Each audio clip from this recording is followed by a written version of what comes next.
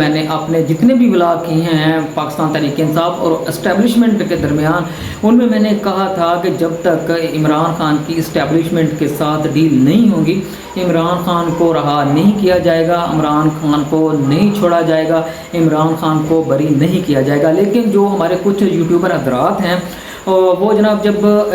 پاکستان تحریک انصاف عمران خان کے حق میں ولاگ کرتے تھے تو پاکستان تحریک انصاف کے جو ووٹر تھے، سپورٹر تھے، وہ ثواب سمجھ کے ان کو جناب ہزاروں کی تعداد میں شیئر کر دیا کرتے تھے، جیسے کہ عمران خان 1 گھنٹے کے اندر رہا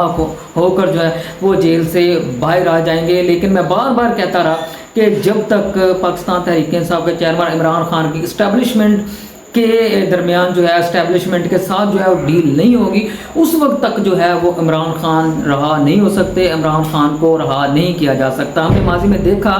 کہ اسد زرداری کے خلاف جو ہے وہ جناب کیسز بنائے گئے، محترمہ بینظیر کے خلاف کیسز بنائے گئے، نواز شریف کے خلاف جو تھے وہ کیسز بنائے گئے، یا اور جو جتنی بھی سیاسی پارٹیاں تھیں ان کو سیاسی انتقامی کارروائیوں کا نشانہ بنایا گیا۔ لیکن جتنی سخت کارروائیاں پاکستان تحریک انصاف کے خلاف ہوئی ہیں، پاکستان تحریک انصاف کے کارکنوں،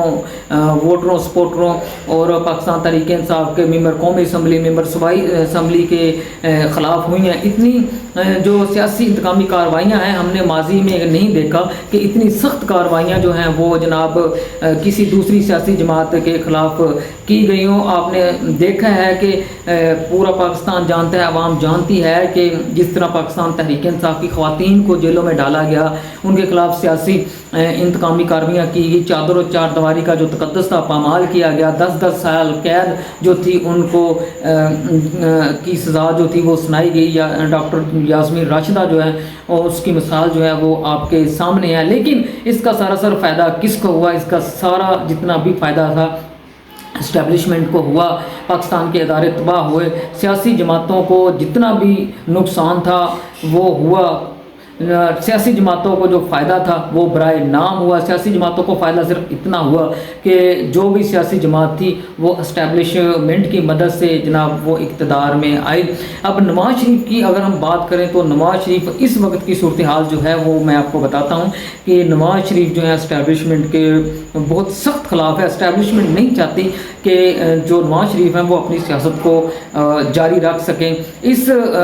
چیز کا جو فائدہ ہے وہ میاں محمد شہباز شریف نے اٹھایا، مریم الماس نے اٹھایا، میاں محمد شہباز شریف نے فائدہ اٹھایا کہ وہ اس ملک کے سربراہ بن گئے۔ الیکشن ہارنے کے باوجود جو تھے وہ جناب میاں محمد شہباز شریف جو تھے وہ اس ملک کے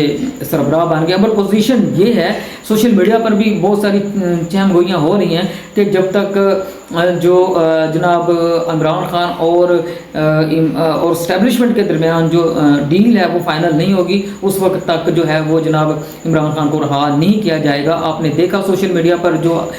فیلڈ مارشل عاصم منیر ہے ان کے بیان کو بھی تروڑ کر جو ہے وہ پیش کیا جا رہا ہے، لیکن حقیقت یہی ہے کہ جب تک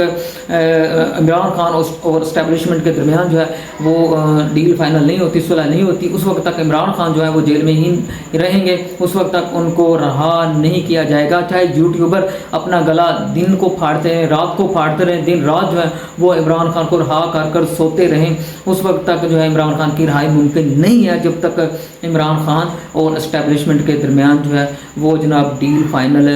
نہیں ہو جاتی۔ پاکستان تحریک انصاف جو ہے وہ پارٹی 2 دھڑوں میں تقسیم ہو چکی ہے۔ آپ نے دیکھا ایک دھڑا جو چاہتا ہے کہ عمران خان ڈیل کر کے باہر آئیں، اور ایک دھڑا جو ہے وہ چاہتا ہے کہ احتجاج کیا جائے، تحریک چلائی جائے، لیکن جو پی ٹی آئی کی طرف سے تحریک ہے وہ بالکل ناکام ہو چکی ہے۔ اس کی وجہ یہ بھی ہے کہ پاکستان میں جناب آپ نے دیکھا کہ کس طرح جو آفتیں آ رہی ہیں سیلاب کی صورت میں، کہ جس طرح کے پی کے میں تباہی ہوئی ہے۔